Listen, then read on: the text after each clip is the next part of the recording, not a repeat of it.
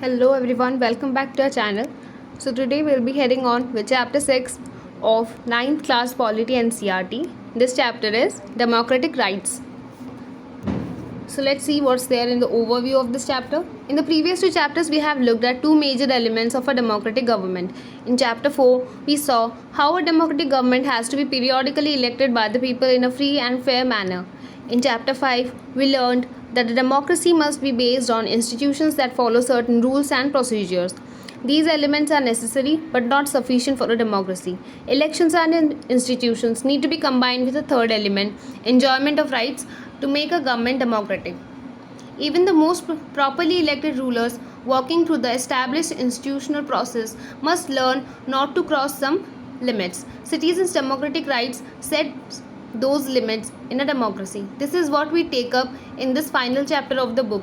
We begin by discussing some real life cases to imagine what it means to live without rights. This leads to discussion on what we mean by rights and why do we need them.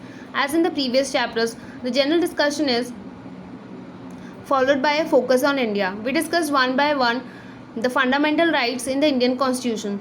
Then we turn to how these rights can be used by ordinary citizens who will protect and enforce them. Finally, we take a look at how the scope of rights has been expanding. Life without rights, prison in Guantanamo Bay. You can read the letter that is given in the left side.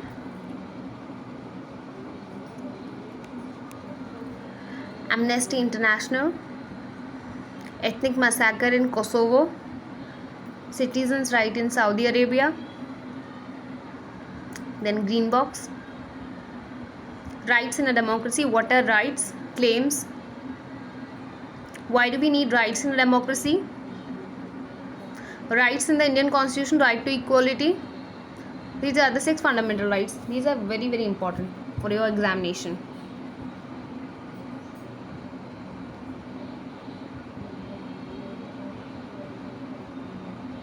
Then light brown color box, you can pause the video and have a look at it or just skim through it. Right to freedom, then green box, please have a look at it.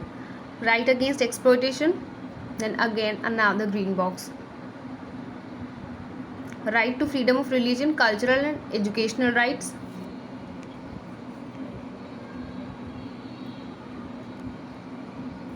Green box, please skim through it on your own. How can we secure these rights? Right to constitutional remedies, National Human Rights Commission, and here are few newspapers snippets which mention National Human Rights Commission, in short form NHRC. You can pause the video and read it or just skim through it. Expanding scope of rights, International Covenant on Economic, Social and Cultural Rights, then glossary section. And glossary section is your homework, so please do read it. Okay, so what is there in this chapter? Chapter 6, Democratic Rights, focuses on the fundamental rights that empower citizens in a democracy and ensure a fair and just society. These rights, often enshrined in a country's constitution, protect individuals from the arbitrary exercise of power and enable them to participate fully in civic life. Here's a breakdown of key aspects covered in the chapter. First, what are democratic rights? Rights are essential entitlements that allow individuals to live with dignity and participate in a democracy. They are fundamental freedoms that protect citizens from oppression and ensure fairness. Okay. In a democracy, rights are crucial for protecting minorities from the majority and preventing the abuse of power.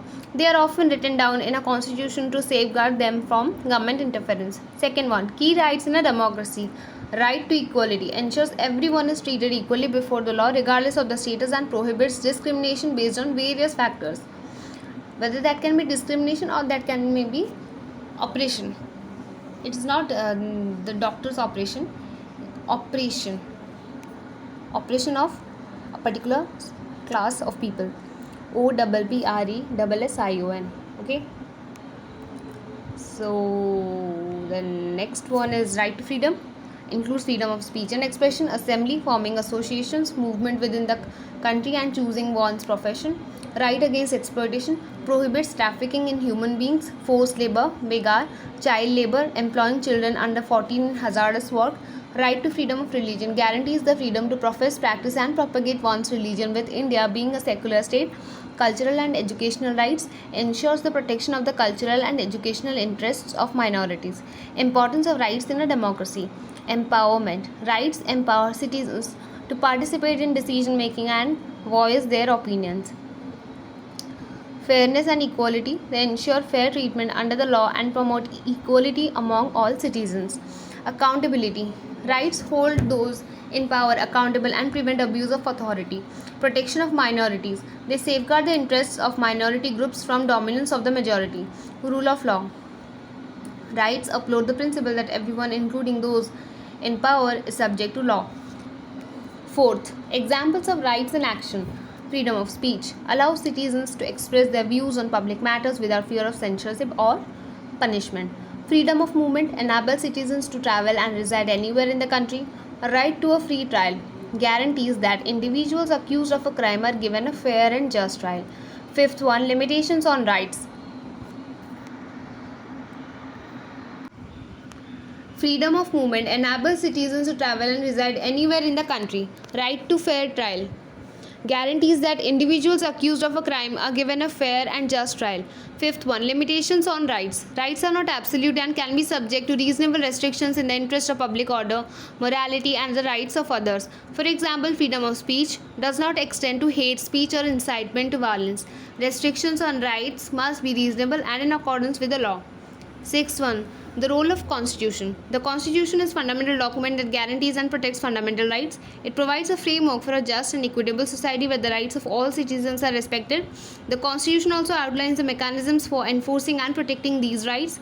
Case studies. The chapter may also include case studies or examples of how rights are violated or protected in real life situations. For example, the case of the Guantanamo Bay detention camp illustrates how basic rights can be violated even in democratic countries. In essence, the chapter on democratic rights emphasizes the importance of these fundamental freedoms in ensuring a just, equitable, and participatory society.